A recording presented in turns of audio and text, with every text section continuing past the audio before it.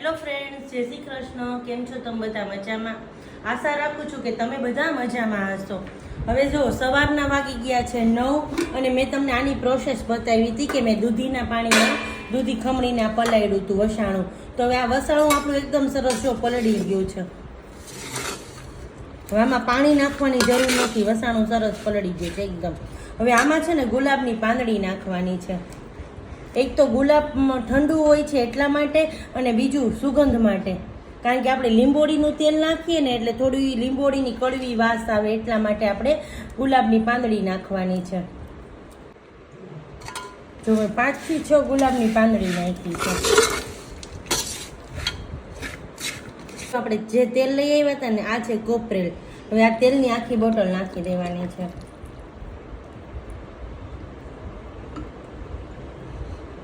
આ છે કાળા તલનું તેલ, જો.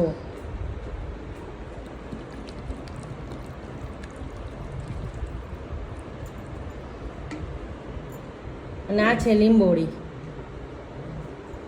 લીંબોળીનું તેલ કડવું તેલ હોય ને એટલે શું ડેન્ડ્રફ કે એવું કંઈ હોય ને તો આપણને સારું રહે, ડેન્ડ્રફમાં ને એમ ન થાય એમ લીંબોળીના તેલથી.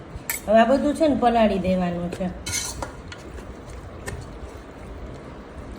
હવે આને 1 થી 1.5 દિવસ સુધી આમનામ પલળતા રહેવા દેવાનું છે. પછી આને આપણે ઉકાળવાનું છે. અને આ 1 દિવસમાં ઉકળી નહીં રહે, આને ઉકળતા છે ને 4 થી 5 દિવસ થશે.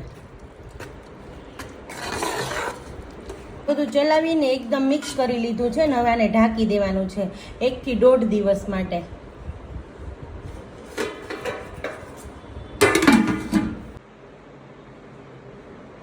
આજે નાસ્તામાં છે બ્રેડ બટર, પાપડી ગાંઠિયા અને કોફી. તો આવી જાઓ તમે પણ બધા નાસ્તો કરવા.